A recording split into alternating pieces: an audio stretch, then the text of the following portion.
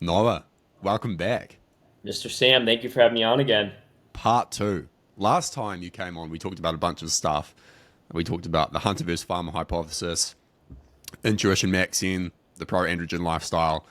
And as I was preparing for this chat, I was like, what do we talk about? Because I'd love to talk about those topics again. But there's also a bunch of stuff you've been doing recently and talking about.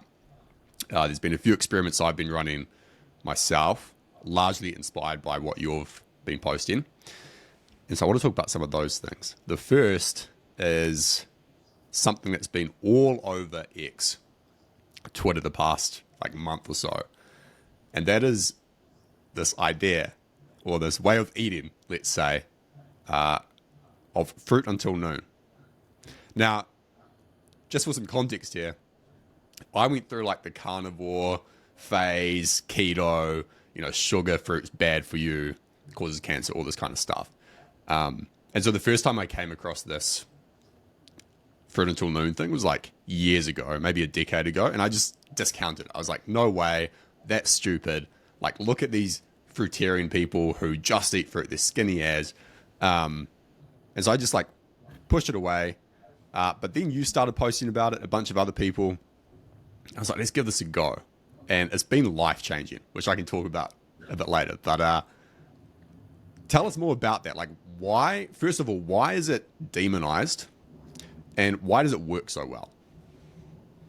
I think, first of all, we need to talk about why it's so hard for these certain things to catch on for so long, and then Yes. all of a sudden they just start this flywheel. It's a Yep. recurring theme. I mean, really, what it is, it's marketing 101. It's no different than a product, right? When people start a new product, nobody cares about it, nobody gives a shit. They spend millions of dollars and hours and copious amounts of manpower just to try to get some early adopters. But then once it starts going, it starts going. I was talking to my girlfriend about this the other day. We walk past a restaurant, nobody's there. We don't want to go there, right? So now they're desperate. They need more people. Nobody's going there. The second people start coming in, other people see that. They say, I want to go there. And it gets full and there's a line out the door. I think it's something about human nature, about like people Mm. being apprehensive about things until other people are doing it, and then it just becomes part of the zeitgeist. I find it fascinating how quickly this became part of the zeitgeist, primarily because like fruit till noon was a thing. I've seen people talk about it before, but the way that they talk about it wasn't correct, right? They just said fruit till noon's good because fruit till noon's good. They didn't have like the five whys behind it of explaining why it's good and why it's effective, and I think they also just didn't have the results, you know. Mm. But anyway, that's a completely different conversation. Let's just talk about fruit until noon and why I think it's effective and what I think the use case is of it. So I spent a long time, like most health people, intermittent fasting. We were told that was the key to longevity, that was the key to cognition, and that was the key to better body composition.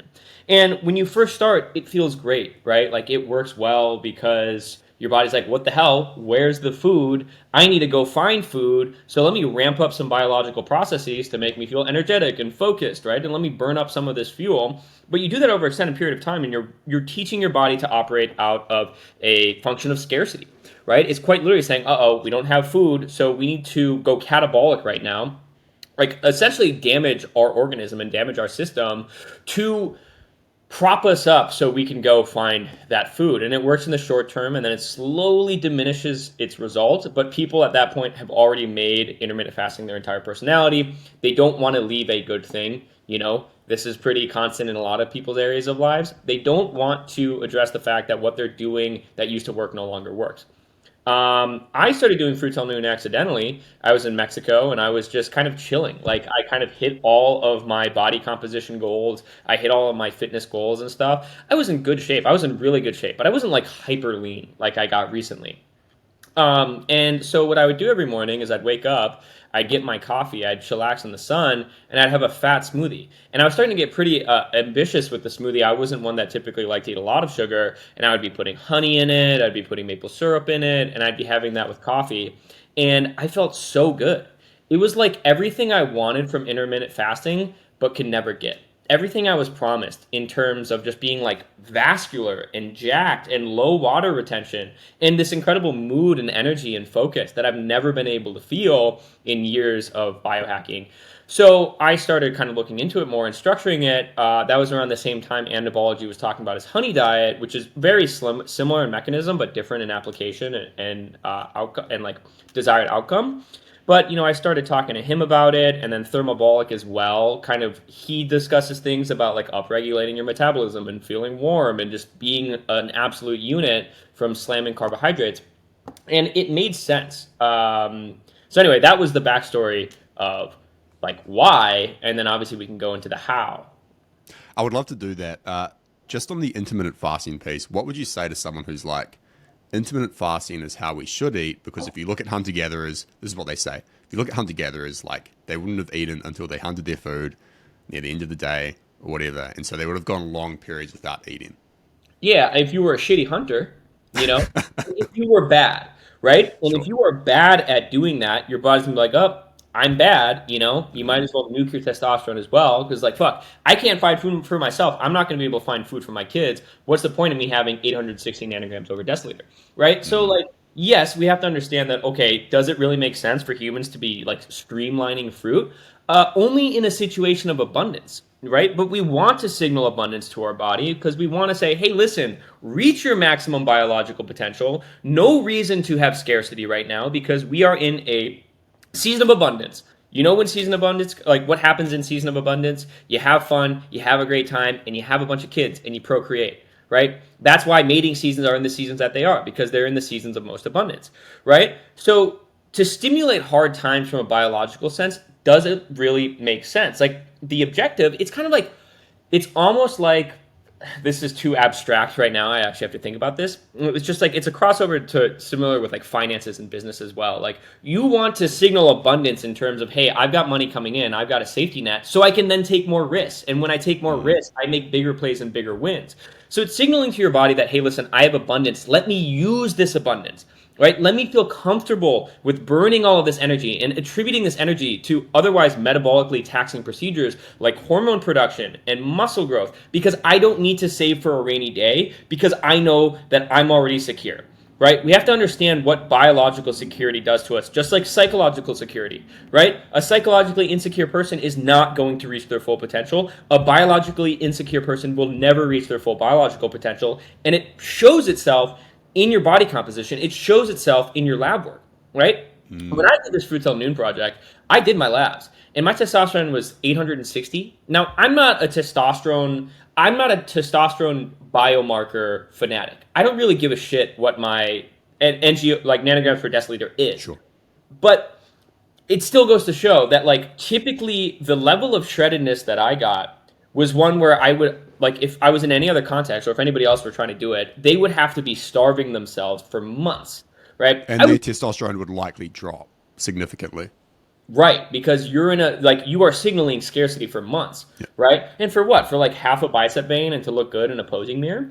Like, the things you have to give up to get shredded from the typical model are absurd, when in reality, if you play your cards right and you work smarter, not harder, you can get all of those beneficial outcomes while having like the best period of your life. I'm telling you, I'm no longer doing this protocol because I kind of accomplished it and I got really shredded, but now I want to do something else. I want to drink as much milk as I possibly can and see if it turns me into a mutant. So I did it. I figured it out. I can always come back to that. It's another season, so I'm going to go back to that. But in that season, I think as I'm sitting here, I think it's important to get an outside opinion. People say intermittent fasting is great. I love it so much. And then they'll never stop intermittent fasting. So they'll lose that context. I'm currently out of it, and I realize how different it makes me feel, how different it makes me look.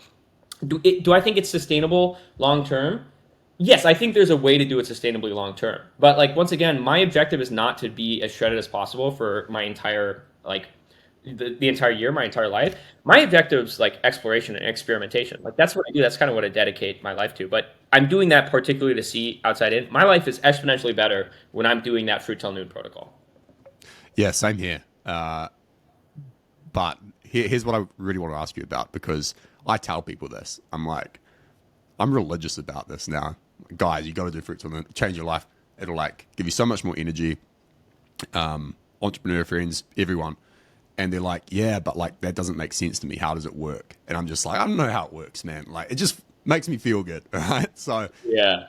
can you explain maybe like explain like I'm five, for me and for the people watching, like why does it work? Yeah. So at the end of the day, what is fruit? Right? Fruit is essentially a combination of natural fructose and glucose, but it's fructose and glucose that's encapsulated in this inexplicably complex combination of polyphenols, of enzymes, of terpenes, of like these miraculous natural compounds, right? Even in like the selectively bred forms that we have now, it's still like those miraculous compounds, just with like more palatability. They taste better, right? That's like the creme de la creme of natural fuel. Like um, if we were in like the hunter gatherer times when we found a bushel full of berries, we'd eat all the berries right away. Our body knows how to manage some extent of that, like front loading of just sugar. I think our body does really well with individual macronutrients. And this is something that we've kind of been lied to, because I think that we've been honing in way too much on the role of like blood sugar spikes and saying like, oh, blood sugar spikes are the root cause of the problem. When in reality, blood sugar spikes are indicative of something way more downstream. And in my opinion, that's primarily your metabolism and your mitochondria. Anyway, Sure. from an explain like I'm five perspective, right? You want to, like, your metabolism is a furnace, right? Typically, what we think when we're like, we want a metabolism that, like, our goal is body composition. So we're like, like, if we want body composition, like better body composition, what we can do is we can just throw less fire into that log. Because, right, like, any fuel that your metabolism doesn't burn in the fire, it gets stored as fat, right?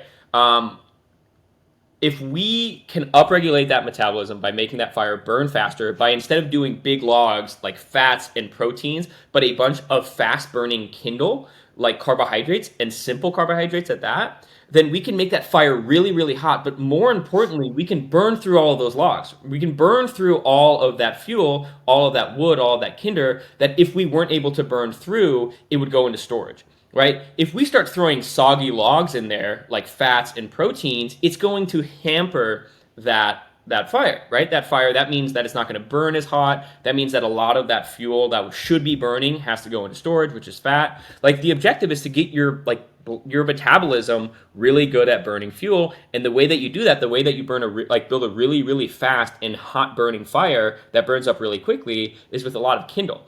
And that kindle in this context is sugar in isolation of other macronutrients. Like that's really what it is. Sugar itself, just say pure cane sugar, is that bad for you? I avoid pure sugar as a source of macronutrients. I don't avoid it as a dessert. I don't avoid it Sure. as a snack, just like how I don't avoid rum and cokes, you know? But I'm Sure. not going to use rum and coke as my primary form of hydration. Now, there's a lot of people that are doing this strategy with sugar, right? With just exclusively cane sugar. Do I think that they can get the surface level results of what we're doing here? Yes. Do I think that it makes sense when the alternative is to have something that's a little bit less aggressive, less extreme, more Hmm. natural, quote unquote? And I'm avoiding the naturalistic fallacy, but it's like, why do cane sugar when I still think that's kind of like messed up? Having sugar in that level of isolation, having sugar in non natural forms, and they'll say, oh, but like fructose is fructose and glucose is glucose. Yeah, but we also have like an incomplete understanding of biology and right and the nutritional components of food found in nature, right? Like, oh yeah, we see a sugar molecule when we're looking through a lens, but maybe we don't have the lenses to see all of the other compounds that are encapsulating that sugar. Yeah. I don't want to take that risk. I think that avoiding processing to a certain extent makes sense, right? Will I still consume fruit juice? Yes, I will. Preferably unpasteurized fruit juice, right? This is just a hunch that I have. Like this is just a foundational desire to accomplish my objectives and run my experiments, but doing them in a way that's as natural as possible. And to me, it's like, why would I drink Coca-Cola when I can drink unpasteurized fruit juice? Why would I have cane sugar when I can just have fruit? And I think that it's also like the fiber in fruit, although I do try to kind of like reduce the fiber load a little bit by peeling my fruit, by having less fibrous fruits, or by like if I eat a grapefruit, I typically just like pull off all of the skin and I just have that part of it.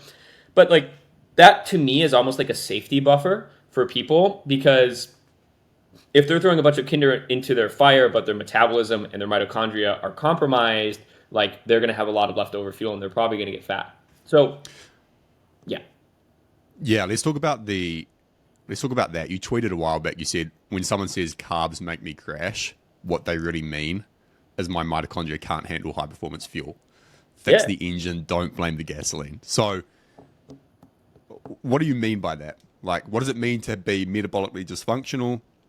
How do you fix that? How the blood sugar spike thing you mentioned is indicative of something upstream. Let's talk about that.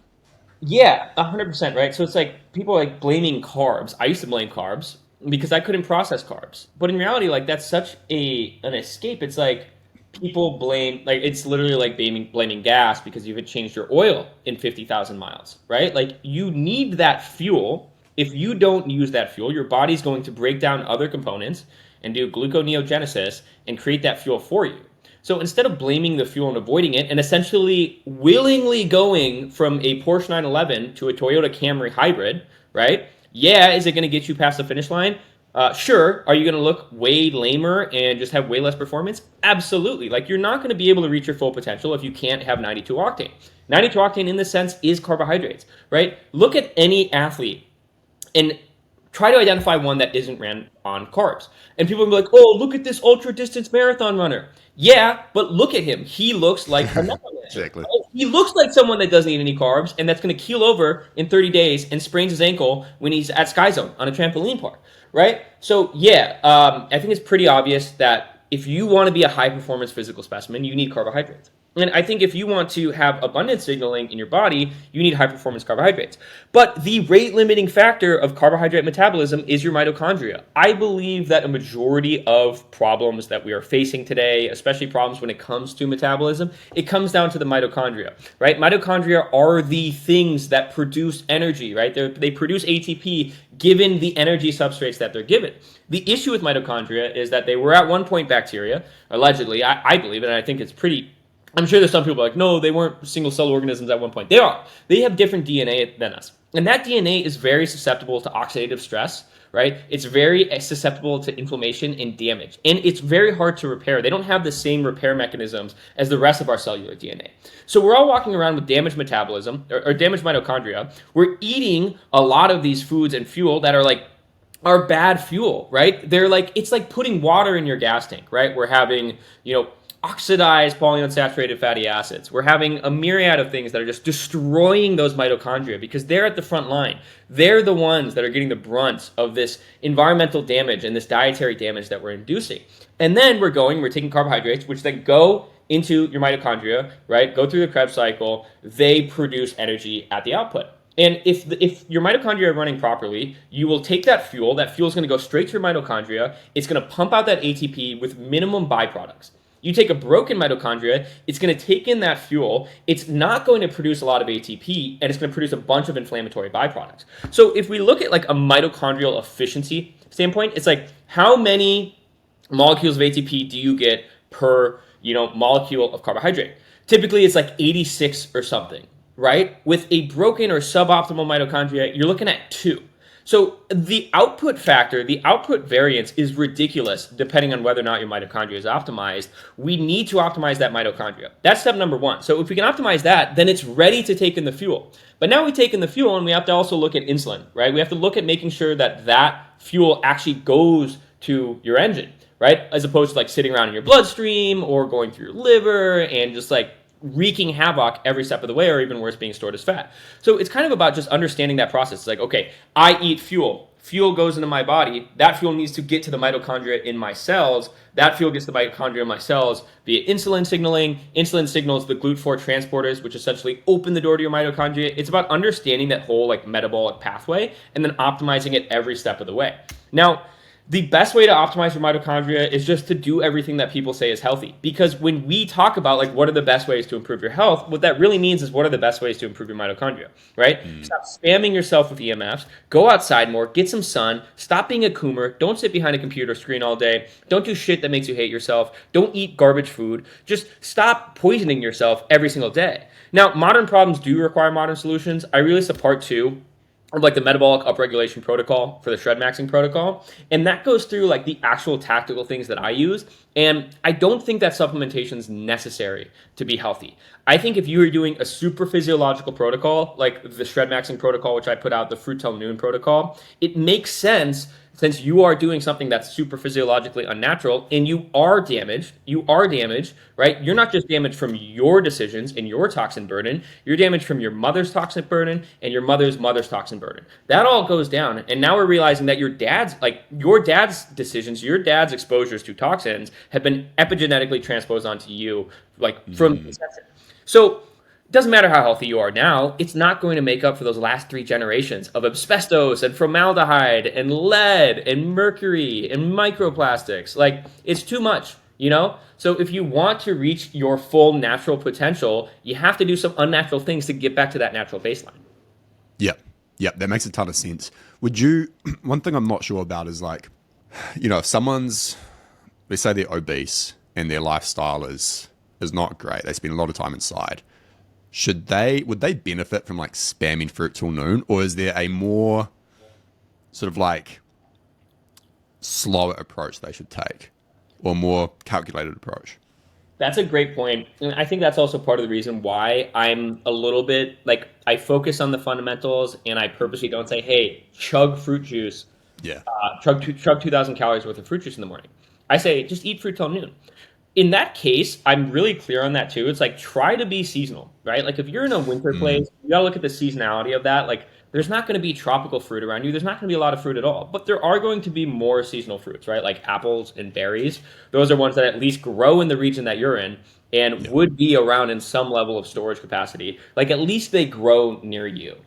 I think that is important. I think that also just kind of aligns with the metabolic changes that we make in concordance with the seasons, right? Like you are a totally different person in the summer than you are in the winter. I notice it. I notice it even when I'm making slight deviations above the equator. Like if I'm experiencing summer versus winter in Mexico, not a lot changes, but it still changes enough for me to notice differences in my physiology, right? I look different, I think different, I feel different. And our diet should our diet should reflect that. So I think in a perfect world, this is not an ideal protocol to do during the winter. I think it's a little Yeah, I bit was going to ask about that. it's a little unfortunate that I released it in the winter, but the reason I did is because I wanted to go through a full season of doing that protocol to get it right. And Yep. I did. I do see people that are doing it in the winter. Are they still getting the results? Yes. Do I trust the sustainability of those results in the winter? Like, would I have someone do this if they could do it any time of the season in the winter? No, I'd have them do it in the summer 100%. Because remember, it's also a lot easier to do the things that amplify this process in the summer. Going outside, being extremely physically active, right? Spending a lot of time in the sun and working out and playing around. Going back to your question, you said about like if someone were obese and we're starting this. I would say start with low glycemic index fruits, right? Start with just easy stuff like some berries and some coconut water in the morning. Don't go and spam like concentrated orange juice. Don't go and spam Coca-Colas, right? Start with slow stuff, right? At the very least, what that's going to do is it's just going to give you some space to not cram what you normally cram into your body for breakfast, right? Which is probably like a bagel. You know what I think a big issue is, and I think about this all the time, is that people make the decision to be healthy, but they still do the wrong things because our doctrine on what healthy is so fucked up. You Oh, know, yeah. people are like, oh, I'm going to be healthy. I'm going to get the turkey bacon breakfast sandwich from Starbucks, which is really just a repackaged McGriddle or whatever that shit is. Yeah. And it is no healthier. It's probably less healthy than what they would typically get, which would be steak and eggs, you know? Like they try to be healthy, so they start meal prepping by putting all of their shit in plastic containers and then microwaving them for breakfast, lunch, and dinner. They try to be healthy by cutting out meat. Like it's so hard to be healthy and actually get a grasp on what is healthy. It took me a decade, you know? I've Well, been I this mean, obsessed. Sent yeah, for like the official advice, I'm sure it's the same in the US. Like the other day, I was looking at the New Zealand guidelines for nutrition, like government document, and it was saying things like replace saturated fats with polyunsaturated fats, right? Replace butter with oil, canola oil, vegetable oil, all these other things. And it's like, this is insane. And this is the official, like, advice from the top down that a lot of doctors, a lot of GPs follow and advise patients. And it's like, if you're just a normal person who isn't into this stuff, who doesn't research it in their own time, it's tough. It's brutal, man. I mean, there's so many layers to it too. That's why the best solution is just to re-hone that intuition of like what seems more natural. And we say that as we're talking about something that's hypothetically unnatural, right? It's a more advanced protocol, but it seems pretty natural to just like nibble on fruit throughout the day, Yeah. right? Like that's easy. And then avoid things that if you want to get a little bit more advanced, a big part of this protocol is not just the fruit till noon, it's about what you have after noon, and specifically keeping a lower fat diet, being very selective about the fatty acids that you consume in your diet, and avoiding polyunsaturated fatty acids. That's super important as well. Looking at it from like a rational standpoint, it's like, okay, cool. Polyunsaturated fatty acids, they don't do well in high heat, high oxygen environments. Well, look what's going on inside of us. High heat, high oxygen environment. My primary like my fat composition of my diet shouldn't come from polyunsaturated fatty acids, right? And then looking at it from like a burning standpoint, it's like with polyunsaturated fatty acids, those are problematic to break down, right? They're problematic to break down as fuel. They cause a little bit more oxidative stress when they're broken down, just given the nature of like the structure of them, right? The saturation chains. So your body is kind of in a catch-22 there. It's like, okay, cool. I either burn this as fuel in a very inefficient manner and create a bunch of inflammatory byproducts, or I store it as fat. Well, I'm going to store it as fat for the most part, unless I'm in a caloric scarcity or a caloric deficit, then I'm going to have to burn it as fuel. And this is something that's interesting as well. And I know this is kind of a tangent, but if you look at fat people, right? Look, think about the jolly, happy-go-lucky fat person that's just been cumulatively more fat for their entire life, and they eat seed oils and whatever. They look fat, but they don't look decrepit. They don't look, like don't look broken down. That's because a lot of those toxins that they're eating are being stored as fat, and then they go on Ozempic and they start burning through all of that fat that's left in their adipose tissue, right? And all of that is going down, is now being burnt up. And their body is having to deal with that toxic burden load, that inflammatory reactive oxygen species load at the same time, and then they age 25 years. Now compare that to like the fitness person that still eats like shit, like the Alex Hormozy, right? He's lean, but he looks like he's in rigor mortis. He looks 30 years older than he is. He looks like shit. He looks beat down because he's forcing his body to break down these otherwise non-optimal fat fuel sources. Yeah. That's what he's storing as fat. Yeah, that makes a ton of sense. So when you were doing the shred maxing protocol, I know you said you've cycled off it, or you've changed things. What were you doing? Like, what did the day of eating look like? You're eating fruit till noon.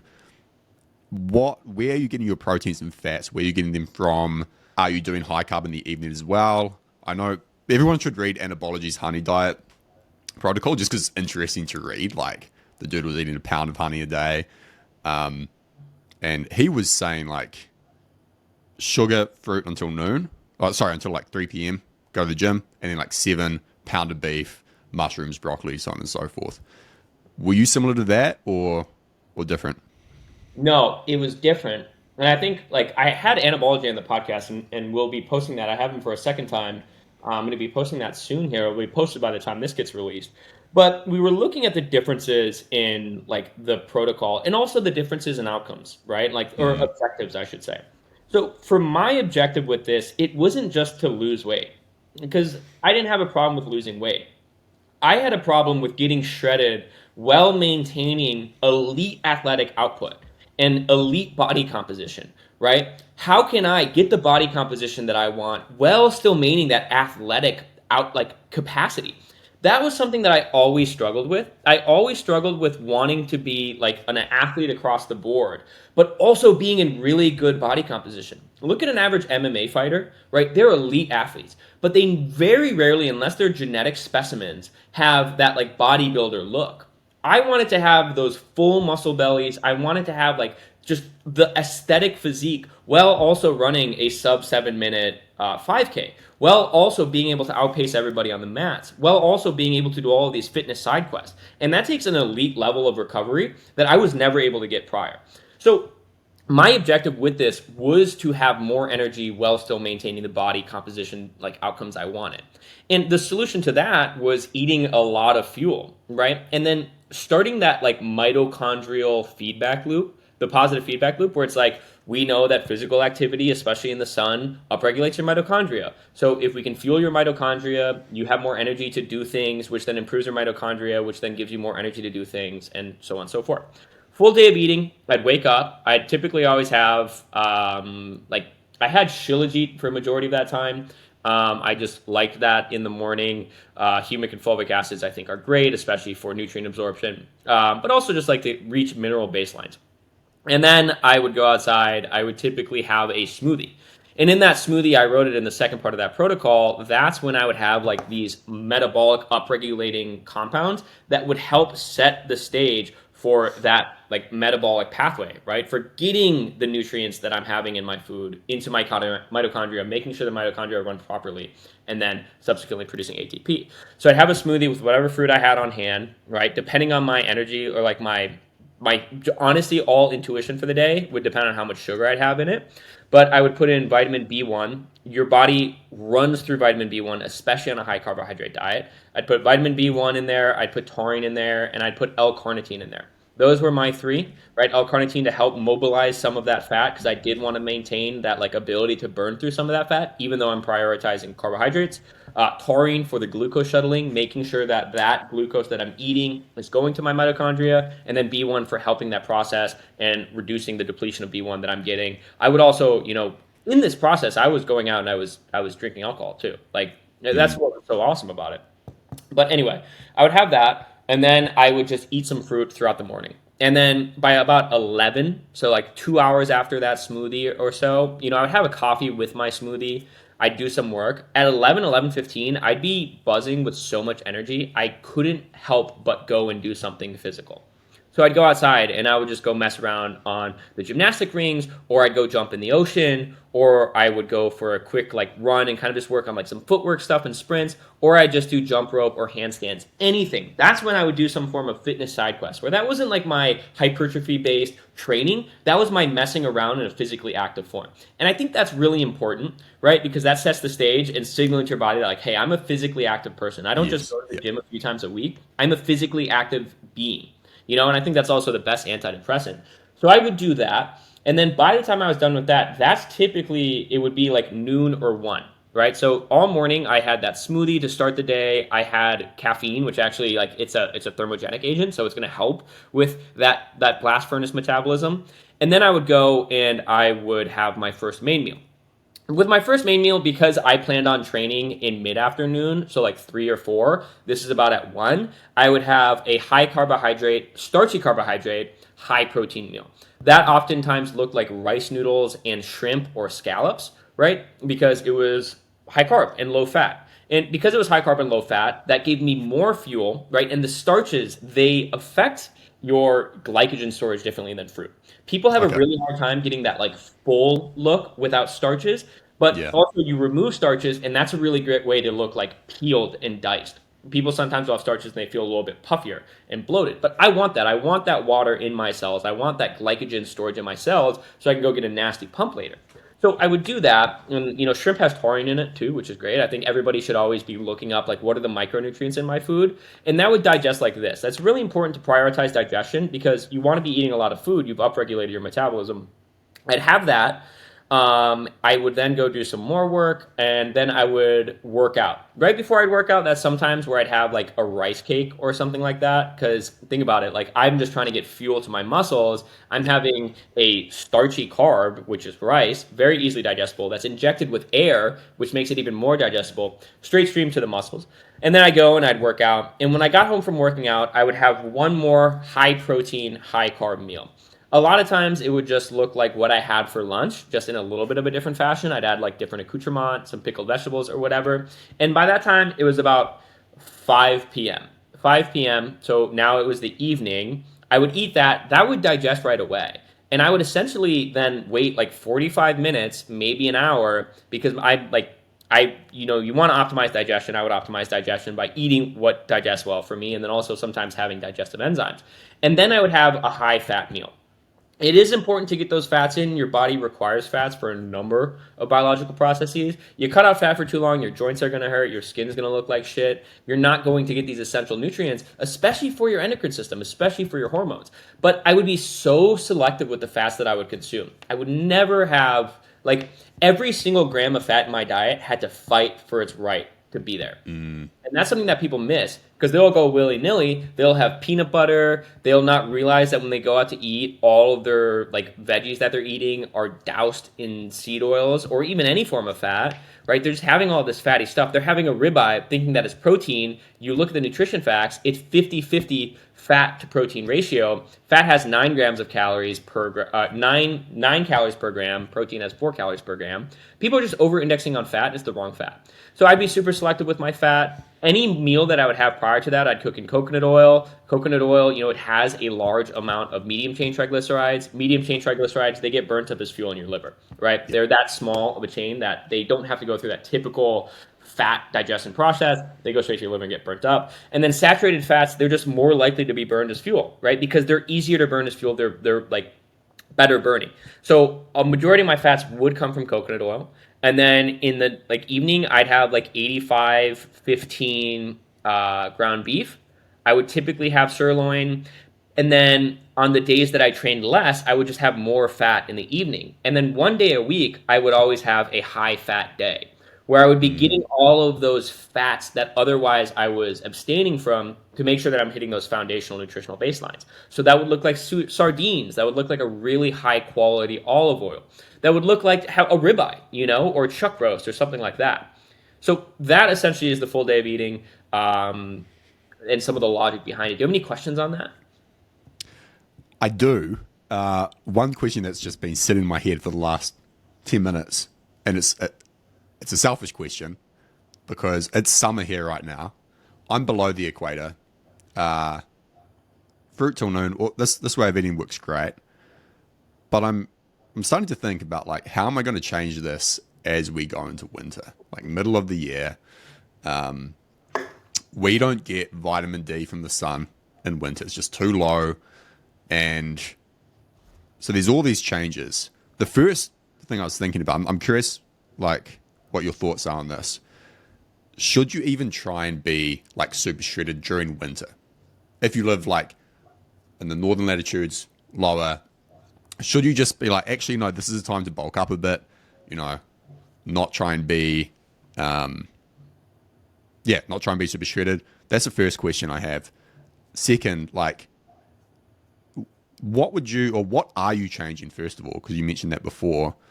And then for someone who lives in like up north or down south, they're not the equator, the winters are actual winters, what would you recommend? Great question. I think it starts with rehoning your intuition. What is your body telling you that you should do in different seasons? Yep. In winter, I'm in Florida, and even in this winter, my body's saying, eat something hearty, And also, I did that protocol for an extended period of time.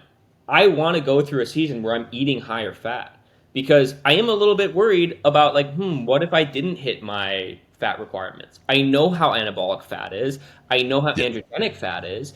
I want to make sure that I'm getting those as well. And I'm just curious, what would happen if I went back to a higher fat? I'm still pretty low fat, but higher fat diet.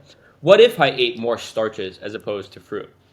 And also, I think my body was kind of just craving that. My body was craving specific types of fruit as well. I haven't craved pineapple at all this winter, but I've been craving pears like crazy. I eat a bag of pears a day. Now, when it comes to winter and whether or not you should be shredded, do you want to be shredded in the winter? Most of us, when we get to wintertime, we get signals that it's man, we got to eat. We got to eat big because it's cold, and we got to kind of just bunker down. I'm not trying to run a marathon in the winter. In the summer, I want to be outside all day, every day, running around doing handstands, cartwheels, backflips, and all that, right? So it's kind of just listening to your body. I don't think that we should be doing the shred maxing protocol in the winter. But sometimes, if you want to do it, you can, right? I don't think that I should be doing a lot of things in the winter. I still do them. Right? It's still, I don't think that, I take vitamin D supplements in the winter if I'm not getting a lot of sun. I sit in front of a red light. When I was living in Minnesota, I'd go to a UV tanning bed. Like everything in this world is so unnatural. Yeah. Unless you want to be an Eskimo Inuit and go and live in a ice hut, which I commend you for. I would love to do that if I was there. You kind of got to do what you got to do to stay sane. Now, if I were in one of those hot, like colder latitudes in the winter, what I Let's would also just to add some more context. Let's also say that, because I think this is a component too, which I know you've talked about in your podcast, the genetic, like your heritage. I'm Northern European, and so I'm just gonna like process certain foods, or like things are gonna work differently, right? Mm-hmm. Is that an element as well? Very good point. Very good point. And this is something I want to talk about too. It's like at one point we all came from relatively close to the equator, most likely. We all have it in us to enjoy hot weather, the ocean, Yeah. bodies Yeah. of water, and warm weather. Not all of us have lineages that have ever experienced snow, that have ever experienced northern or extreme southern latitudes, right? So for me, I'm German and Persian. And specifically, I come from very mountainous regions of Germany and Iran, and specifically from like pre-Arab Iran, So I'm fair-skinned. I like don't have a lot of melanin, and I seem to have been optimized for a mountain climate. At the same time, I have an But insatiable. you live in Florida, which the highest mountain is like what, 100 feet? Exactly. And you want to know what's funny here is, I grew up in the Midwest, extremely cold and frigid, did not scratch my itch. As a matter of fact, very depressed, seasonal affective depression for sure.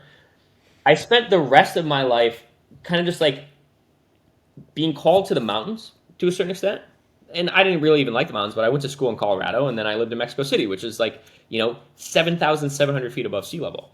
I didn't feel at home until I went to the beach. I think there's always that subsect of a population that has a desire to live in a certain area, even though if it's not evolutionarily accurate.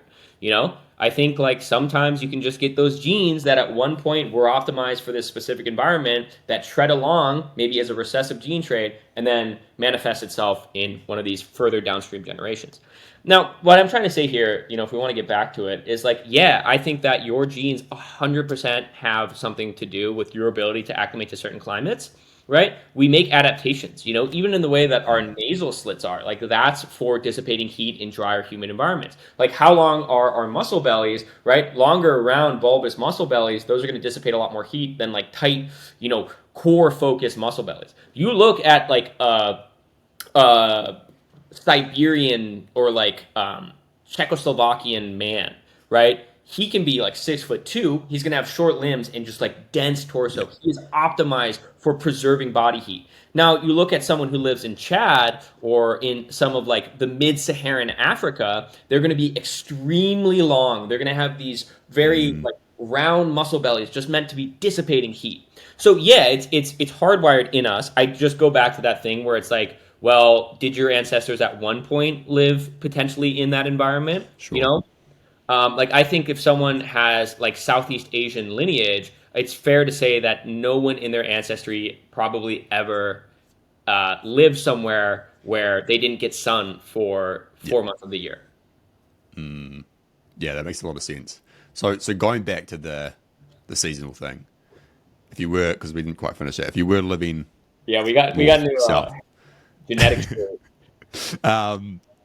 yeah, what would you said like eating heartier meals. Like what I plan to do is more bone broth, like stews, so on and so forth. I think I'm still going to do like the carbs fruit until noon. I'm going to try it at least. Again, like changing the different fruits, probably like more berries, that kind of thing. But is there anything else there that you're changing or you'd advise? If my objectives were to continue doing the shred maxing protocol and try to get shredded and burn off that stubborn fat, then I would do what you're doing and do a toned down version, right? Where Yeah. I'm still not having anything heavy until noon, but I'm doing it with less, like I'm not doing it with sheer fruit juice, right? I'm doing it with berries and pears and shit like that. Honestly, it comes down to what am I craving? Now, I did the shred maxing protocol, and I think I did it really, really well to the point where I upregulated my metabolism, and it was hard for me to put on any mass. I was the most shredded I Mm. ever was, and I was eating everything, and it just wasn't budging. You know, I get better pumps, my muscles looked bigger, but the scale wasn't moving. It was the weirdest thing, dude. It was really the weirdest thing because I was just like eating so much, everything was going up. I was looking bigger. I mean, even now, if you look from like our last podcast, if you go and you transpose the two, I look bigger. I haven't gained that much extra weight. Mm. So now I'm like, all right, I need to like tone down whatever I did to my metabolism. So I'm spamming dairy.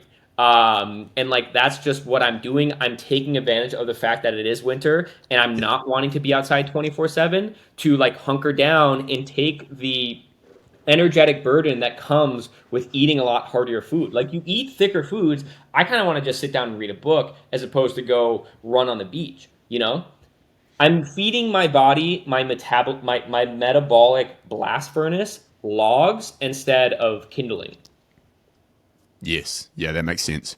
I think just to round out this point, the intuition, the intuitive eating, it's hard for people to understand that until they experience it, you know, until they're like, huh, I feel like sugar, I feel like salt, I feel like fat, and then they eat it, and then it fixes something or like gives them energy or whatever. Like, that's what I need to do. Like, that's all I need to do. Just follow that instead of trying to like follow some.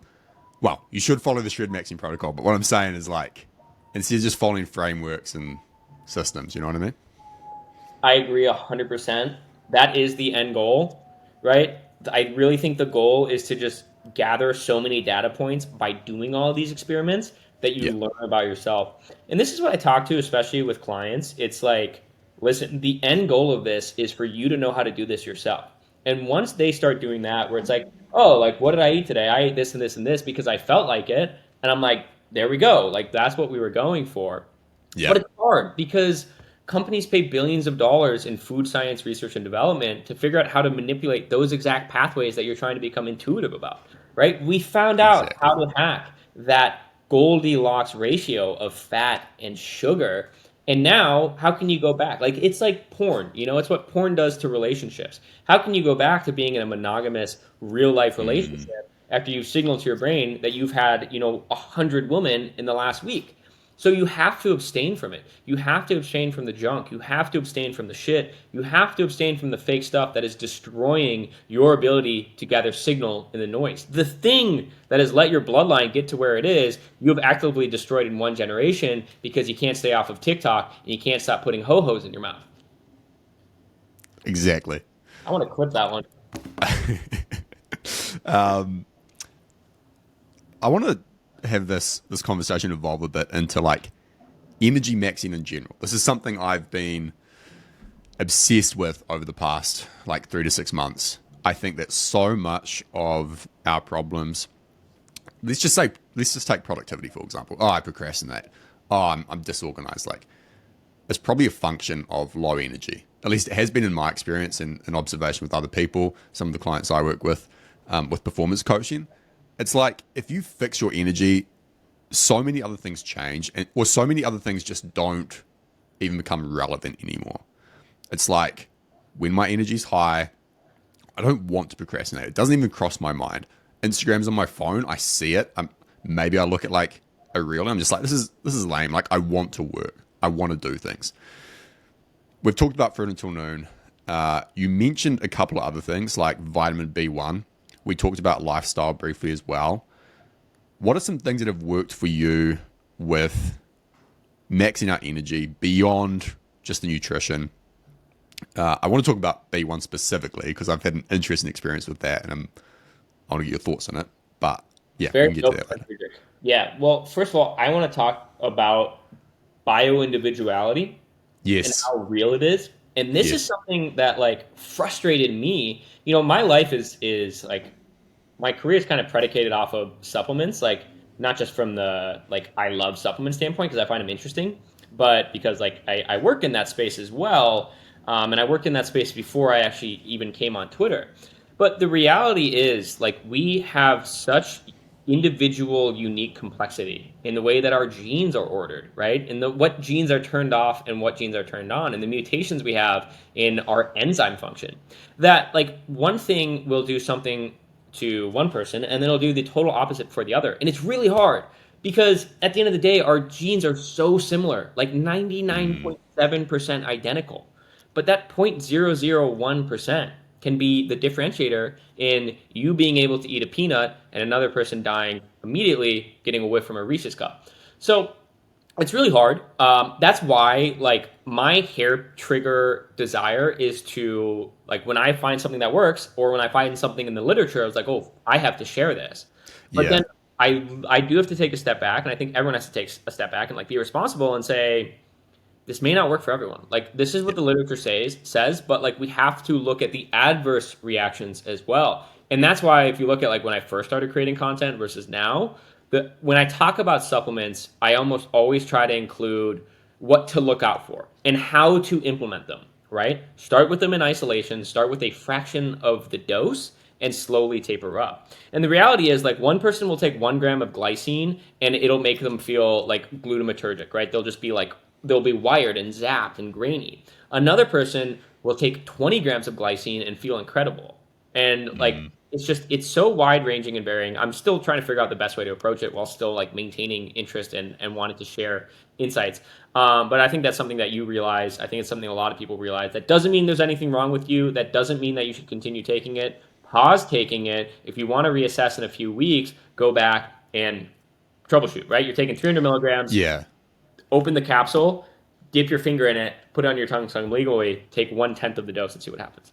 Which I should have done with Thymin, because it was like, what's the Thymex?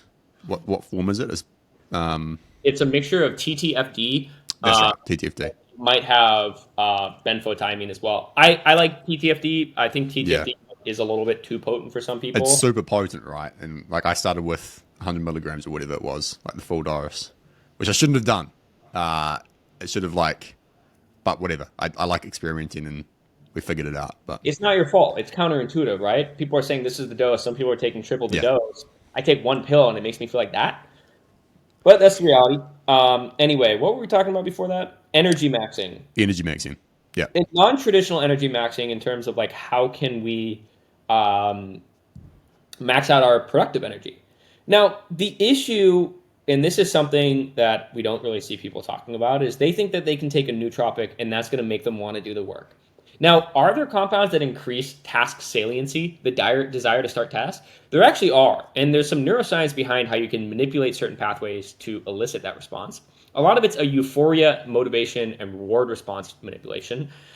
Adderall, like I'm sure a lot of us are familiar with Adderall. I subscribe to Adderall. It makes you euphoric. It doesn't just make doing stuff easier, it makes doing hard stuff fun. The reward points that you get are amplified 20x. So typically responding to an email will give me 5 reward points. When I take Adderall, it gives me 50. It gives me 100 sometimes. But the issue is when you're taking that and then you do something that already gives you a ridiculous amount of reward points, like playing video games or scrolling social media, you do that on a dopaminergic, it's going to amplify that. So if anyone wants to go and improve their dopaminergic system, improve their ability to get shit done, it starts with building an environment that has removed all of those things that you could get attached to. You know how many people get the most optimized, organized nootropic stack ever, and then they get on their phone and they're on their phone for 3 hours? yeah. Me, I do that. So it starts with that, right? It starts with removing everything. It starts with the night before when you are in a different state, a high GABA state, right? Not a dopaminergic state, a relaxed state, a state where your brain's thinking non-linearly as opposed to the linear cholinergic focus state that you have in the morning with your cup of joe and steak and eggs. So that's when you want to lay everything out. You want to lay down the groundworks for what you're going to accomplish before you start boosting that energy. Otherwise, you're not going to be able to, it's like a directed energy weapon, right? If you don't have that alignment of saying, here's what I'm going to focus this super physiological energy on, you're going to focus on something random. I spent like 30, literally like so much time yesterday on Facebook Marketplace and random online stores looking for like the most random stuff, like spearfishing wetsuits. I didn't need my heightened dopaminergic state to do that. So understand that that like needs to be directed. Now, when it comes to the actual energy component of it, we're talking about fruit till noon, and that's the primary benefit. Like, it's not just that it upregulates your metabolism and makes you burn more fuel. That fuel is being more efficiently burned for cognitive purposes. Your Yeah. brain is a metabolically taxing organ, just like your muscles, right? If you are in a low caloric scarcity, just like a non-abundant state, you're not going to have abundant levels of brain function and brain energy. So a big thing with that is utilizing that energy to do things that are going to get what your desired outcomes are. That's why like it's not just about eating fruit. A fat person can't just eat fruit and say, "Oh, I'm shredded now." It's about using that newfound energy to do those things that you otherwise weren't able to do to kickstart that process, like training. I know you probably want to hear some specifics. Do you have any questions on that? Like what I just kind of spieled about? No, I think it's a very good point. Let's talk supplements specifically. You mentioned B1 earlier, the like how that helps with the metabolization of sugar. Is that what you said? It does a number of things. It smooths out that process, right? It acts like helping hands throughout that process, but also like your body just uses a lot of it. It's like a cofactor. So it's like a secondary fuel, that you need to utilize that other fuel. Yeah. Yeah, that makes sense. Taurine. Taurine, that's like the Swiss Army knife of everything that I want. Yeah. It protects my balls from microplastics. It It's the best, improves man. my insulin response. So if I'm having a high carb meal and I'm like, man, I don't know if my body's going to be able to handle this one, or I want to make sure that my body can actually process that, taurine, right? If I'm having a bunch of electrolytes and I want to make sure that I'm maintaining that cellular electrolyte osmotic balance, taurine. It's always taurine. If I'm like feeling particularly inflamed, sleep deprived, taurine. If I'm overthinking and not able to have clear level head, taurine. It's just like taurine's the one I always come back to. If you have a problem with sulfur though, if you have a sulfur intolerance, or if you have like what is it, CBS enzyme mutation, you won't be able to process taurine very well. It might make you anxious. Oh, okay. One of those things, once again, it sucks. I love taurine. I don't think everyone can take it. Would you say it's a pretty, other than that, like it's a pretty safe supplement? Like I see it not necessarily on par with creatine, but there aren't that many poor reactions to it that people have. Here's the deal. I can't take creatine very often because of the side effects. Interesting. Taurine and glycine are the two supplements that I take liberally. After years of being very cautious and being like, I'm going to go off of it and see what happens, I'm going back on. Off of it, going back on.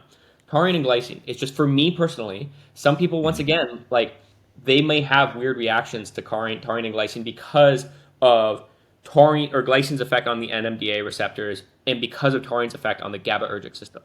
Now, oftentimes people may struggle with taking taurine or glycine in isolation, but they take them together and it's perfect. And we don't have to get into the science there, but it essentially just makes sure that glycine is going to the right neurotransmitter system and not like increasing glutamine. Anyway, yes, to answer your question, taurine is the one where it's like it makes the most sense if you can handle it, if you can process it. Don't quote me on this, but I just haven't been able to find a way that it could really mess you up like some other stuff. With B vitamins, I think that taking too many B vitamins in the wrong ratios, that can mess you up. What about the lifestyle component? Like if you're doing fruit till noon, you're doing all this stuff, you want to max out energy, you need to have a lifestyle that I would say both contributes to an increase in energy, but also demands it. You do raise to the level, like the whole James Clear thing, like you fall to the level of your systems. It's like, yeah, that's true, but you also do raise up to the level of your ambitions and goals to a certain extent. Yeah, what's worked for you?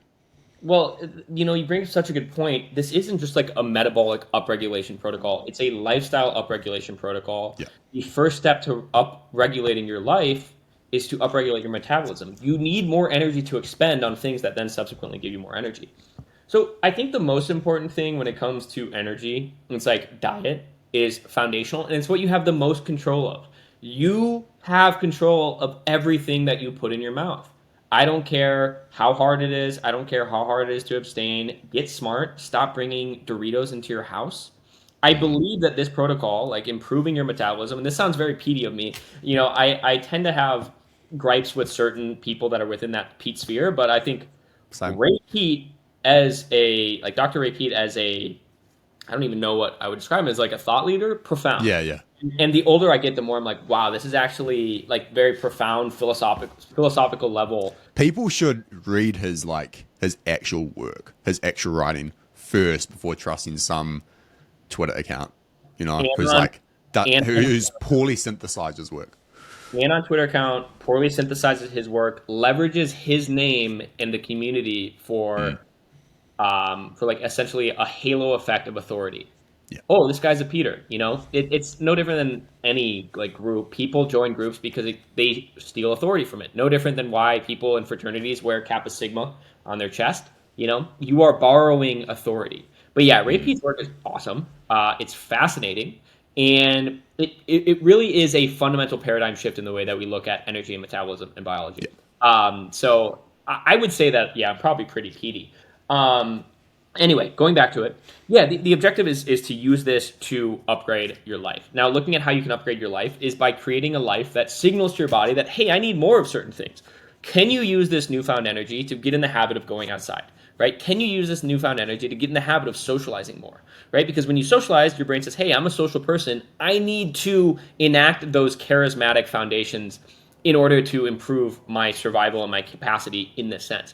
It's essentially reprogramming your brain and body how to be a winner. You need to use that energy. Just like when you were saying, man, I have the desire to go sprint, but you went and you worked instead. That's okay. The objective of this is to act on those desires, right? I should have sprinted. Yeah. You should have sprinted because that was your body saying like, oh, I'm getting a groove for this. I think that I'm going to go do that. And you saying no. I did go to jiu-jitsu about an hour later, and I was a machine. So I did use it in the end, just not in the impulsive moment. Yeah, exactly. And part of that's also like from a lifestyle component. How could you take that urge to sprint, even though sprinting was a little bit daunting, you had work to do, and downgrade it a little bit? So for me, instead of going for a sprint, I'm going to go shadow box in the reflection on my refrigerator for 2 minutes. Instead of going to sprint, I'm going to go and I'm just going to do handstands. Right? Instead of going to sprint, I'm going to grab 2 cast iron steel pans and work on my forearms until I'm totally gassed out. How can you turn these desired lifestyle outcomes into such small little nuggets and snacks that it would be nonsense for you not to do it, to not act on those urges, right? Can you go and you will probably get a desire to be more social on this protocol. Can you go and just text a few of your friends? Can you go and have one interaction with someone at a coffee shop? Microdose it, because that's going to start this flywheel, this feedback loop, this snowball at the end of a few months. That's how you take advantage of this. I don't want to hear anyone saying dude, I drank fruit juice every day and I'm still here fat in my basement playing video games and I didn't get any fatter, lamer, or handsomer. It's no duh. The outcome of this, the meta outcome of this is the lifestyle change that makes it sustainable. And then you can continue to reap these rewards even if you deviate from the protocol. You don't have to do this protocol every day. This protocol is the spark plug to this new metabolic upregulation that maintains itself. I've maintained it after going off of the protocol to the point where it's I wish my metabolism was a little bit lower so I didn't have to eat a school of fish every day just to, gain a pound a month. There's something I was going to add to that. The circadian element I'm really curious about. My life, I think nutrition's the big pillar for me, but if I'm getting sunlight in the morning, in the middle of the day, and avoiding blue light in the evening, it's just it just brings everything together. Can you explain if you know, the link between metabolism, circadian health, and integrating that into one's lifestyle? Yeah, it's so fascinating. I'm a nutrition first guy because nutrition is something you have full control over. Yeah. And it's foundational. It's essential, right? You can't out light diet a poor food diet, right? You can out food diet a poor light diet. Well, some people think you can, but we won't talk about them. Look what they look like. I think we all know who we're talking about there. Yeah. But what I'm saying is that sucks that there's people that are extremists like that, and that's the case with everything because of how important your light diet is. And It's so fundamentally true and foundationally true to me that I haven't even taken the time to understand it on a foundational level because there's no delineation for me. The reason that Yeah, I researched supplements and nutrition so deeply is because there's nuance to it, right? I don't know the specifics and there's a risk factor. Me avoiding blue light at night, me like using warm lighting and red lights, it's me just obvious. full Yeah. spectrum sunlight, it's obvious and the benefits are so clear to me. Now, if I want to point to like, oh, why like I don't believe you, this is all hearsay, I'll just point to like a multitude of studies that use like circadian disruptive blue lights to induce insulin resistance in mice.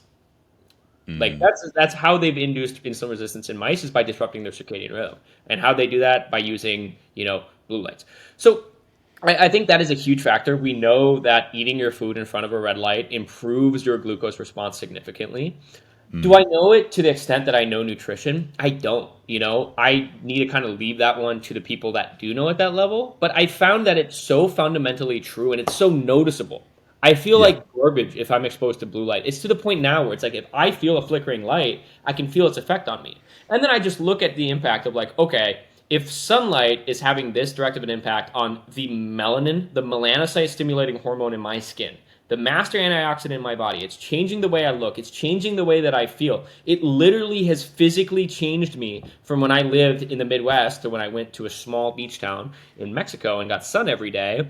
Like there's no going around it. It's almost to the point where like I think out of all of the most spiritually and religiously aligned concepts in health, sun and light is the most like you have to believe it. It's the Yeah. most deified, I would say. And like we also look at scripture, I am the truth, I am the light. How much is light being referenced as the spiritual component? Exactly. And then we look at wavelengths, we look at like that level of things, and I think that is the point of health that I'm getting into right now. I'm just like I used to be in cybersecurity, so I have some level of technical aptitude, but even understanding and like how long the concept of Bluetooth has like fascinated me, like how we can send binary signals via wavelengths that can let us do things like this, that can let me Mm. use this keyboard. And what impact is that having on me? Me getting in, like me intercepting those literal binary wavelength signals, like what impact is that having on my health? It's a whole nother level. But to answer your question, it's just so evident to me that we should avoid blue light at night. We should just block those things because of the way they make Yeah. you feel that like I don't have your answer. Dude, I've found the more strict I've been with that stuff, like I'm always conscious of becoming the over optimizer, sort of Brian Johnson, soulless guy. But the more strict I've been with light, the better. I've just noticed the improvements. And there's a book called Inner Clock.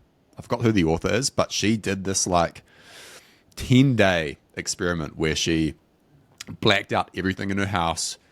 There was no light. Oh, sorry, no, there was constant light, and no like darkness, no sun, no going outside. And she just reported back on some of the effects. Like she lost track of time completely. Her 6 p.m. ended up being her 6 a.m. because she'd call like her friend or the guy who was running the experiment or helping out with it. And he'd be like, "What time do you think it is?" And she'd say 6 a.m. And he'd just like note it down. But one thing she mentioned in the book is like the effect that even just looking at your phone at night has, like the lux, the amount of light that's blasting your face from a 2 second like flash is way more significant than people think, and can completely disrupt patterns. So I've just found it to be incredibly helpful. Like just being very strict about it. I have night shift on all day. I go outside in the morning. I have a red light bulb in my bedroom. Blue light blockers. Like people might think I'm weird and autistic, but it works, man. I get that a lot too. I think especially when I moved back to the States, I really struggled with. I didn't struggle with it, but I struggled with my environment. Mm. And it was an environment that I used to worry about being like fitting into, and now it's like this is miserable. And I think that's just like a caveat. It's like if you're gonna try to still worry about fitting in and being normal, like look what game you're playing. It's not Mm. looking good. But when it comes back to the light thing, yes. A thing that I want people to think about as well is like we know how much of an impact light has on us because look what happens when an epileptic is exposed to flashing lights. Now Good go point. and record all of the lights in your house with your camera, specifically your camera on slow motion, and look at the micro flicker that's occurring in all of those lights. And think about what that's doing to you on a foundational level. Think about how there's been no context in human history where we've had those type of flickering lights. And I Mm, posted a thing on it recently. It's like your body expends so much energy trying to figure out what's going on optically that it shuts down, like a deer in headlights. It shuts down these systems. It puts these into overdrive. It puts certain people into epileptic seizures. So we know that it's having an impact on us. It's no different than mushrooms, right? It's like, okay, we know that certain mushrooms we eat will kill us. Certain mushrooms we eat will make us trip balls. So certain mushrooms that we have from a functional standpoint must be having really significant impacts. So I'm going to be cautious around them. We know mm, what light can do. Light can burn you. Light can give you seizures. Light can keep you up all night. So we need to treat it with reverence. 100%. And just try it out. Like the proof is in the pudding. You know, that's why I say to people, like, oh, does this stuff really work? It's like, do it for 2 weeks. You know, you'll go to bed. Like I go to bed now. This is something I've noticed on the fruitful moon. I'm going to move on to another topic, but I have energy all day. I don't crash in the afternoon. But as soon as I enter the sleep environment and I like enter my bed, it's instant. It's like I'm ready to go to sleep. That's the most potent change I've noticed, which is interesting. Let's talk about flow states and specifically like environmental design, how it contributes. I know you're a big fan of like externalizing different modalities, all that kind of stuff. When you sit down to work, like how do you get yourself into those like flow states? If to get myself into a true flow state, I have to almost completely detach and like disassociate. I found that when it comes to writing, my brain works best after in context where it objectively does not work the best. After a really hard workout, I almost have to beat my default mode network into submission to get myself to focus, right? Yeah.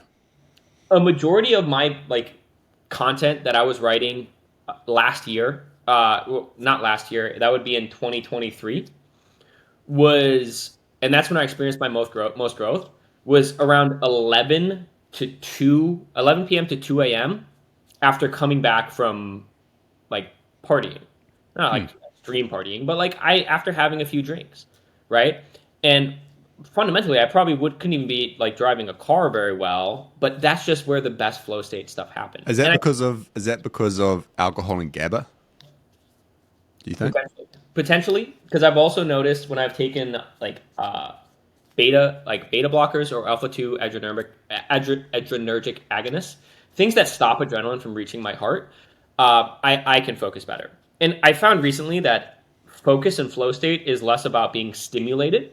It's about being not in fight or flight. And that's really hard to get. The only way I've found to get it recently is by beating my brain into submission in some way, whether that's through a really hard workout, whether that's through like literally just falling, like stumbling upon it. And that's really how it happens for me recently. I've been stumbling upon these flow states and these work sessions that get a month's worth of work done of breakthroughs and work in a matter of days. I kind of stumble upon them in the ways that I don't expect them. I find whenever I'm too regimented, whenever I'm too focused, nothing extraordinary happens. Nothing Yeah. extraordinary happens at all. My best Substack that I wrote, which was actually about this topic, was the day after I got a concussion at midnight. I could barely formulate a sentence, but I wrote like my best piece. Personally speaking, my best piece. And it was the insight. I think it was the way that I went into it, where it's like, I don't really care. Like, I'm going into it lightly.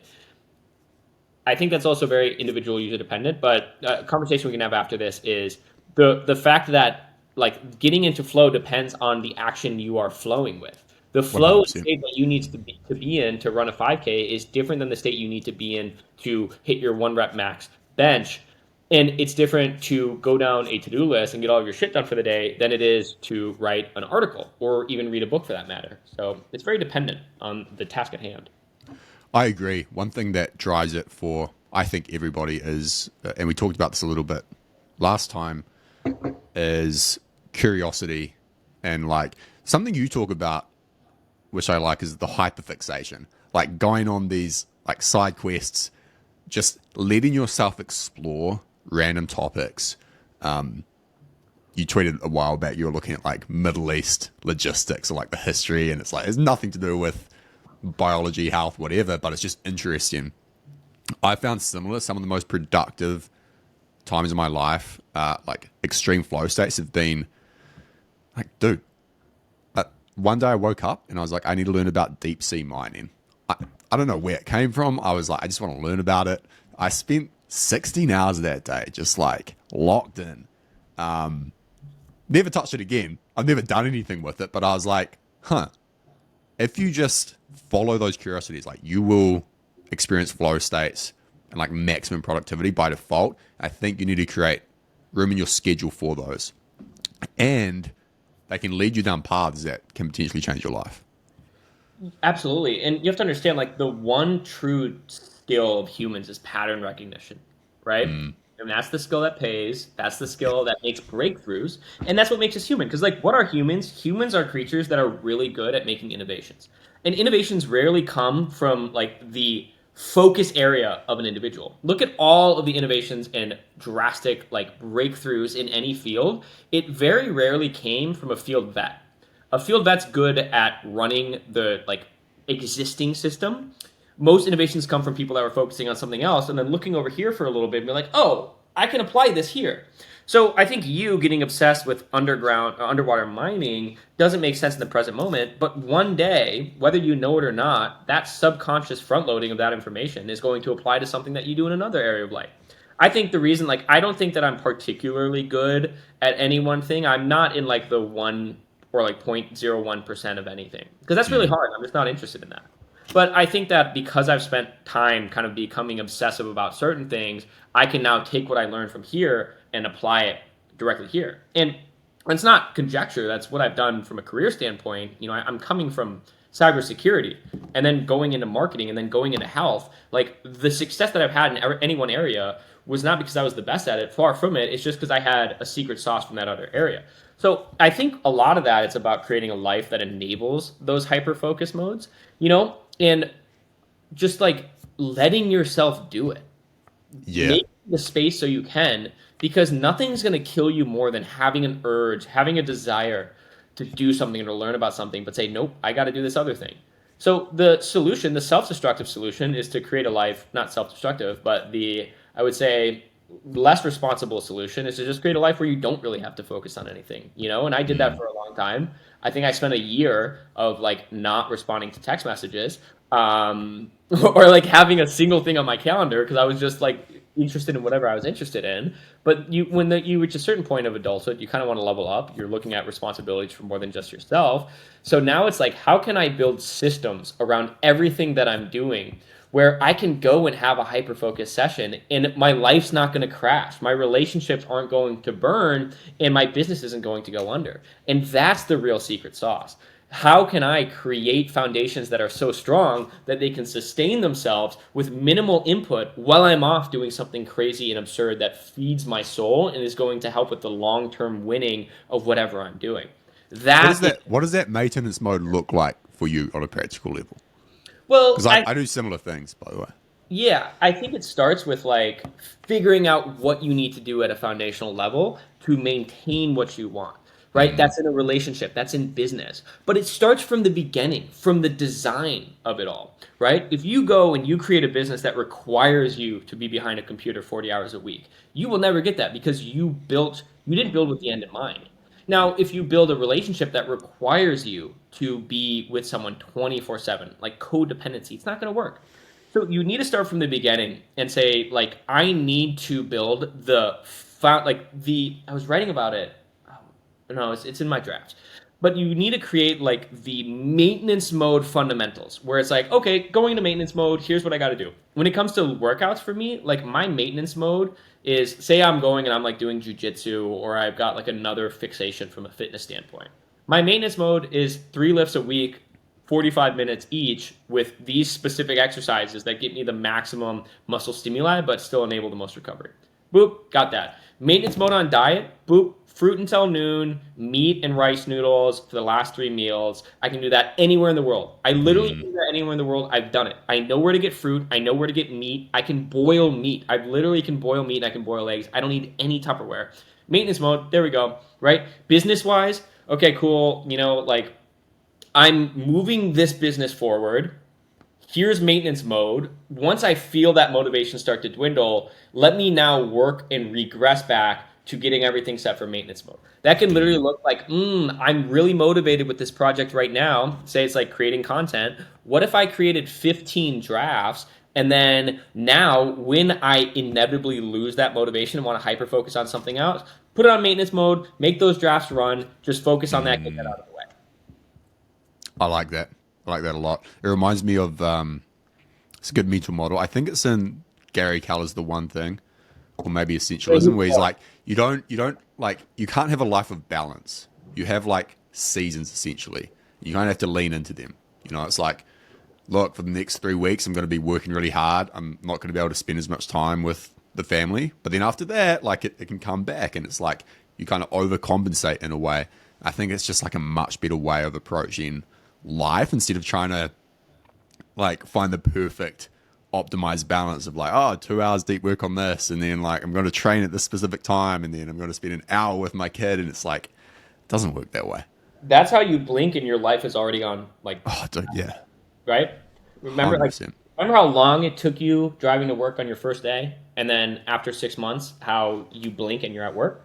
It's no different than in life. So if you want to really expand your life and get the most out of life and make it feel like you've lived a bunch of lifetimes in a few years, you got to just go extremes. And I'm literally posting about this right now, right? If you look at a long enough time frame, staying on polar extremities equals out to balance. The median is balance in the long run, But you can only reach a certain level of output, and you can only reach a certain level of fulfillment and extraction of information and research and expertise by being extreme and by being obsessed, 100%. Balanced life. Yeah, I think it's also super important if you're, this is a bigger topic that's probably beyond the scope of our conversation, but like if you're left hemisphere, left brain dominant, like I am, you're analytical, routine is like quite dangerous, and you do need these hyperfixation, like curiosity maxing things, simply because they are novel and they engage the right brain, the more intuitive part. And it's very easy, I've found, an experience to like not have that engaged at all and just get stuck in this, like even when you're running like a lifestyle business, which is like supposed to be something that allows for freedom. It's so easy to just get stuck in the day to day, and it becomes like almost a corporate 9 to 5 thing. And you lose sight of like why you built in the first place and all that stuff. I've just been trying to novelty max, like just do more things for the sake of doing them, like going to different locations, changing up environments, like driving into the city to work at a cafe, even though there's a cafe 5 minutes away. It doesn't make sense on the surface, but dude, it helps so much. That's so much of human psychology. It doesn't make sense on the surface, but it makes sense. And I realized that when because when it comes to alcohol, alcohol is not good for you, Alcohol ruins your gains. If I'm working out really hard and I'm eating the caloric surplus, I'm not going to drink alcohol. Like it's just going to, first of all, I have way too much food in my stomach. I'm not going to feel it. Second of all, I can feel it diverting nutrients in my liver to fat storage. Yeah. But when I cut out alcohol and I stay really regimented and strict with my training, I get way worse results. I feel worse. I just become melancholy and like monotonous. And I hate it. You're right. The only way, like novelty maxing keeps us alive because it takes our brain that has this desire and hardwiring for scarcity from like scarcity mode, conservation mode. Okay, we have everything we need. Let's not lose it, right? Not lose it, not lose it, not lose it. to we're in a new environment, we need to be in exploration mode. What are the opportunities around us? What are the resources? You notice it. If you pay attention, you will notice it physically. Your eyes will go from being down to being up, Yeah. right? Like the tone of your eyes, which is typically like this, I am holding on to the things that I have, is now going up to saying, what are the opportunities around me? You can feel it, right? I'm in that process right now. I mean, I just moved to a place, like first 12-month lease. It feels like my soul is dying. But it gives me good motivation. I honestly think that you kind of got to go through some stuff that feels awful. Because How are you combating that? Like, so here's this trigger. You're like, all right, like I don't like this. Well, I don't like these elements. Like, what are you doing about that? it's a constant battle of like the rational emotional brain. The part of me, and honestly, I'm probably going to act on this, but I need to be hitchhiking across like parts of Cambodia that aren't on Google Maps. Like my soul needs that. But if Yeah, I were to do that as a whole, without having the proper foundations in place, that might close some doors for me long sure. term. Like it might hinder growth and compound interest of actions that I make right now. So what if I put myself in a situation that isn't what I really want to be doing with the objective of having my cake and eating it too? With the objective of becoming to a point of abundance where I can go and I can do that while still having everything that I want from a foundational standpoint, right? While having a house with reverse osmosis filtration, while having a house with all cotton bedding and a grounding mat, right? Because like me personally, I would be very happy being a total degenerate living on a beach and like doing crazy stuff and like hunting pythons. I would love that. But I realize that that love doesn't always equal fulfillment in the long run. And that I think that the real solution to human flourishing and, not becoming depressed or hopeless is focusing on things that are bigger than you, you know? Yeah, So, that's kind of what I'm coming to terms with as I'm 26 years old and realizing that, as much as I could easily be a totally carefree person, ripping heaters in Ha Long Bay, Vietnam right now, I would rather create a life that enables me to do both, right? How can I get what I want from this world, but how can I also get what I want for the world? And that's what I'm focusing on. But that starts with upping my standards, right? And upping my output. So just as I got settled in this house, purposely, as you can tell, I'm keeping it super minimalist. Nice house, big house, a lot of space to think, not a lot of stuff in it. I went and, I got a boat and I have a boat now. I have access to the water. So it's just like a modest fishing boat, but now I can go and I can go like spearfish barracudas, right? I can go and I can literally catch sharks. I caught a shark a few days ago. sick. It wasn't a few days ago. It was a few weeks ago. But like I can do stuff like that, right? And then I'm going back and like fighting again, right? Going and doing like higher level gun courses, right? Like actually becoming more of a specimen as opposed to just being more wandering and nomad. It's a different level of life that requires resources. And I kind of it finally switched with me the importance of resources because if I wanted what I wanted to get out of life, I could just do it with literally $20. I was so Yeah, broke when I was living in Mexico and it wasn't a problem. I was living the coolest life ever. But if I want what I want out of the world, I have to really up it. And I'd rather like die or like drag my balls through broken glass to get what I want out of the world than never be stressed out again getting what I want out of my life. I think that's kind of what I'm coming to terms with. I like that. Did you experience? There's this thing I've observed with like the digital nomad thing, which I did, where it gets really old really quickly because you lack community, you lack like grounding in a certain place. Everyone's different personality wise, but I found that to be the case, and I think there's a lot of people who like build these lifestyle businesses, and then 3 to 5 years in, they're like, I'm kind of depressed. And it's like, yeah, man, you've got no friends, and like you keep jumping from place to place, and like you live a cool life on the surface, but you're gonna. And then they like rip on settling down and like having kids, and it's like, oh, you're gonna cut against the grain of what humans have been doing for millennia. Like, why would you expect to feel great about that? You know what I mean? Yeah. Oh, 100%. I realized that 6 months in. I was like, if I stayed in one hostel, and I was like, I'm never staying in a hostel again. It's grimy, So, uninspiring. It smells. Everyone in here, like, they don't have their objectives aligned. Their objectives do not align with my objectives. Therefore, I know that this lifestyle is not for me. And then what I did was I did like the slow travel, the slow nomad, where I just stay somewhere until I wanted to go, and that was good. And I loved that, and I ended up staying somewhere for a year. But at the end of that year, I looked around me and I saw that everybody here who stayed for longer than I stayed, you could see in them that this was not all that they were meant for. They could have been doing more, and they're almost stuck here. Just like how people get stuck in, like, living a more suburban life, they got stuck doing, like, living that life. There was something that was still missing, but to me in the present moment, I was loving it. It yeah. was just like life was good, but I felt that starting to happen. I felt that starting to happen, and I said, and I really, like, kind of assessed it, and I assessed it by munching on some, like, just honestly just microdosing and going to the beach for a week straight. But, like, it makes you realize that it's time. Like, there's times where you need to level up, and if you don't level up, you're going to resent yourself, Yeah. and you're going to start channeling your energy into distractions, like consumerism, like drugs, like random stuff.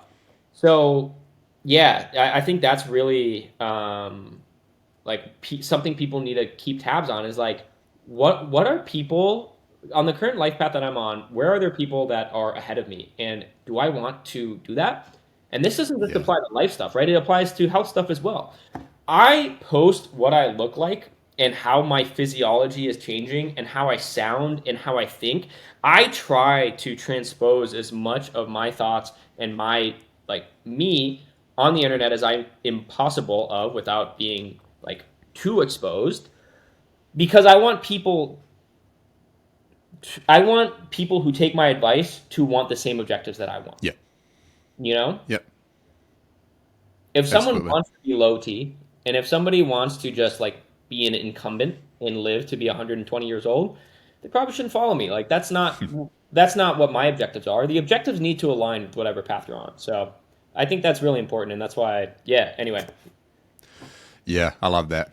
It reminds me, I think we talked about it last time. It comes back to that, for a man, especially, like, balancing the domesticated versus wild side. And if you stay domesticated for too long and you don't, like, push yourself into different areas or, like, embrace that wild side, then it's just decay. It's homeostasis, you know? The best word. How do you address that living in New Zealand? New Zealand's Um, awesome. You guys got beautiful nature, but I'm just curious, like, lifestyle wise, because you live an intellectual lifestyle, right? Last year, it was every few weeks. I would get to a point where I can see the mountains from our house. I'll be, like, looking at them and I'll just be like, I need to get out there. Like, I'm craving it.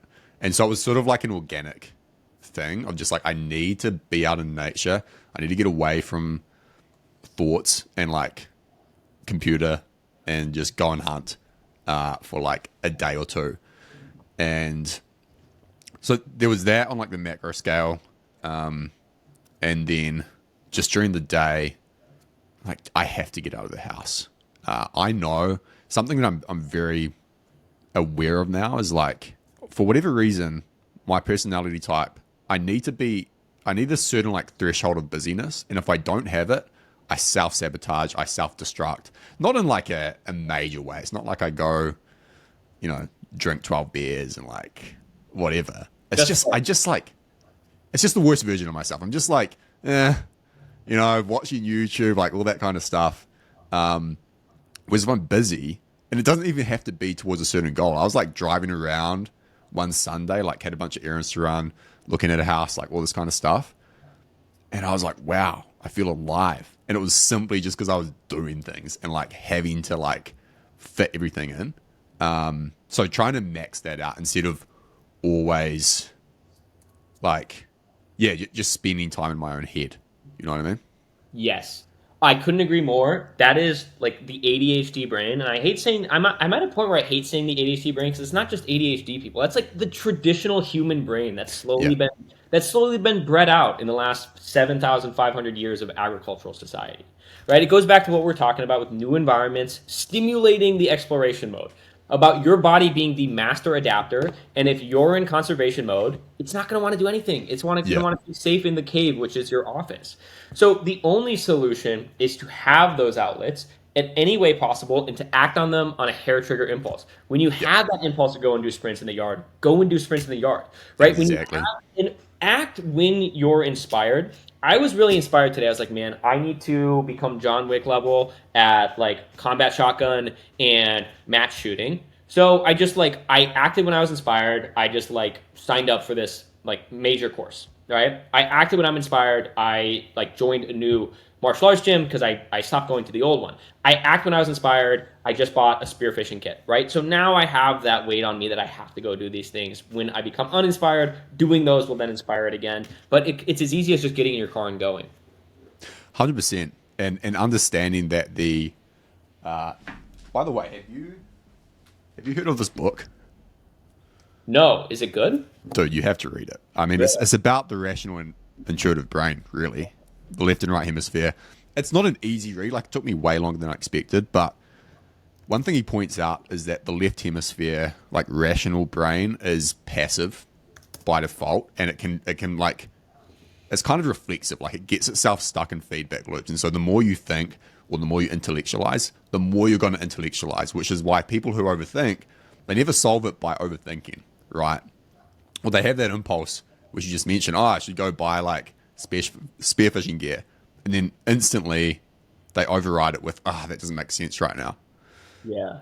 and that's not good. Like, you need to train yourself to just act Wow. and not think. And I think there's a tweet, actually. This is the last thing I wanted to discuss with you because it's super relevant to what we're talking about.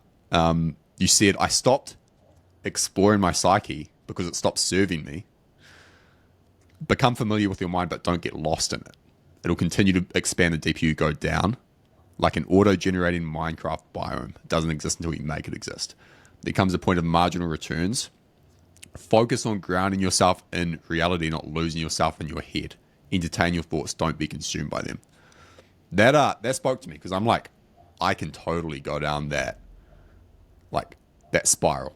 You know, not in a negative way, not in a self-defeating way, just like a way that's not productive or useful, and a way that doesn't get me anywhere. That's just passive and like recursive. Dude, oh my God. Yeah. It's so true. This book is really like, it's such an important concept. I really need to look into it. But on the topic of that tweet, you're right. It's actually something that I needed to be reminded of because I know it so well. Because like I do what everyone should do and I play archaeologist with my life. When was I the happiest? When was I the most successful? Can I peer into my mindset at that moment? I take video logs so I can literally see what my eyes look like, how I'm acting, my mannerisms. The second, and this is the trap that I still fall into, right? I'm so aware of my aptitude and I still fall into traps like this. I say that I need to level up. I say that I need to do more. So by doing that, I plan more and I think more. Planning more and thinking more puts me in this regressive state where I then fixate on the planning and thinking. I think, plan. I never do. It's not until I throw a wrench in it by doing something absurd, by getting rid of a bunch of stuff. It used to be more self-destructive, now it's like less self-destructive, but it's just by doing something absurd that gets me out of that loop. And I realize that really is the problem. I guess that's the problem that I'm facing right now is that every time we try to upskill, we do it by over planning and doing so in a way where we take everything too seriously. I think that's the problem. I think it's taking things too seriously. And the real solution is to not take them seriously. 100%. And it's also like one of the problems I have with personal development or like personal growth frames is that it's like a lot of the things that are best for you are things that you can't plan for and are often externally imposed, right? Like post-traumatic growth. You know, you see these people who have like a car crash and it makes them a paraplegic, and it's like it completely changes them. They become a better person, they're happier, like all this kind of stuff. You can't plan that during your annual goal setting. Not that you want that to happen to you necessarily, but like I think there's an issue when you're thinking and planning where you can only plan and think out of the frame that you're currently in and the version of you that you currently are. And there's like this other version of you that you can't even conceptualize because of the frame that you're acting out of. And it's probably better in a lot of cases to like throw yourself into external challenges that aren't in like the 3-month, 12-month goal setting, all that kind of stuff frame. Like, I'm just going to play around with this. I'm just going to do this. Or like, oh, my friend has asked me if I want to go on a 7-day backcountry hunting trip, which kind of scares me, but like, let's give it a go. Yeah, there's something about that just I think is limiting, and it's like not an anti-fragile way of operating. And it ties into like the over-optimization stuff as well, like because you'll plan or you'll systemize, you'll be like, oh, I need to do this, this, and this. And it's like, well, maybe the best thing for you right now is that you actually need to like build your business, and you're actually going to have to experience sleep deprivation for a week because you need to push through this. Yeah. But that's not like the rational, optimal way of doing things. But it is the thing that will lead to more growth in the long term, psychologically. Does that make sense? Oh, it makes total sense. And the one that you brought up about how when people are really down bad is when they make the biggest breakthroughs, because you need that, you know? And I think a lot about it from like a depression standpoint. A lot of people think depression bad, avoid depression at all costs. You know, it's not coincidental that like a lot of the greatest thinkers and doers for that matter are depressed. Depression is a mechanism. It's a mechanism to get you to stop whatever you're doing and do something else because what you're doing isn't working. We're told not to listen to it. We're told to drown it out. But like that concept of depression, and I think depression now, it's like you hear that, you're like, oh no, like that's not good.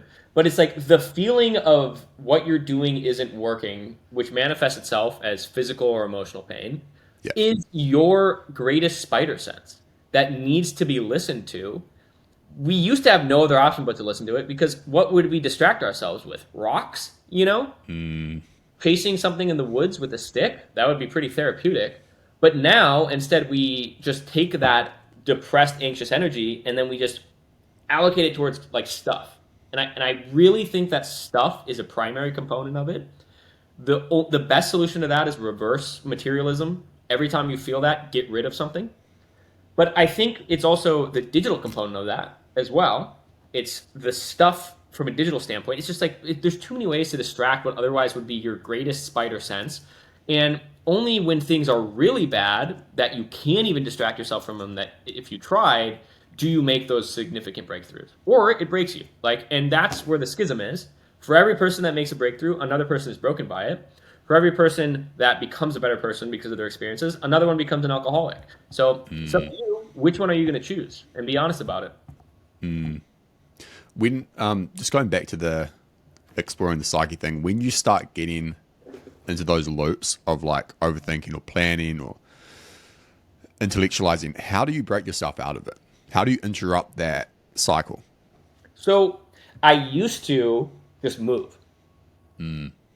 I'd get rid of everything and move. While I purposely crafted my life where I could do that, I would just like drop everything and leave. Yeah. That's not as well, you know, it is surprisingly still sustainable. You know, I'm always assessing like what is the sunk cost of this decision if I wanted to up and leave. Now it's a little bit harder because, you know, I have a girlfriend and I have, you know, stuff and I have family here, but it's still not like, it's still possible, even if I did it for a small amount of time. So like right now, if I'm in a rut, I typically just go on like a mini trip somewhere. Yeah. If I'm really in a rut, I just keep amplifying it. So it's like, maybe that mini trip wasn't enough. Maybe I need to go in the jungle for a week, you know? Okay, maybe that was enough. Maybe a week and a half. I need something to remove myself from the life that I'm living now, and you get like a certain level of space where you can now observe yourself objectively, and that restarts it. And just experience. That always does it for me. It's that novelty that just shakes off all of that overthinking. It says, shut up. Do you do that on a micro scale too? Like if you're just like, because I do, like if I'm it's an afternoon and I'm like, I'm looping around, like this is not useful. And it's just going to continue unless I interrupt it. It's like, that's when I'll go to the gym, or I'll do some sprints, or like, I'll just change something up, or I'll just be like, you know what? I'm finished work for the day. Like, I'm not going to get anything done at this point. Let me just go do this random thing or like creative thing. Yes, I do microdose that all the time. The hard thing is when I'm in that moment, it's like I'm microdosing. It's like I almost can't. It's this loop where you can't justify doing it. Yeah. It's like, Yeah. Yeah. oh, I'm on my phone scrolling, but I have a bunch of work to do, so I can't do anything that's productive. This is just a micro distraction. So what I do is I delete all the apps off of my phone. I throw my phone in the lockbox, and then I go for a walk. But it's hard, man. It's hard because your brain says you don't have time for a walk. You have to work. When you're not even Yeah. working. It's hard to override that. Yeah, it really is. Dude, this is a great conversation. We covered a lot of stuff. Before you go, where can people find out more about you if they want to learn about the fruit till noon thing that we spent like an entire hour discussing, which I loved? Where can they learn about that? I know you've got the shred maxing protocol, which I'll link below. Yeah. Yeah, I mean, I lay out all of my protocols that I create in my life on my newsletter, right? www.noahryan.co. Everything's there. I'm on Twitter. I post a lot on Twitter. Everything's at Noah Ryan Co. So Twitter, Instagram, YouTube, but newsletter, noahryan.co. That's where all the good stuff is.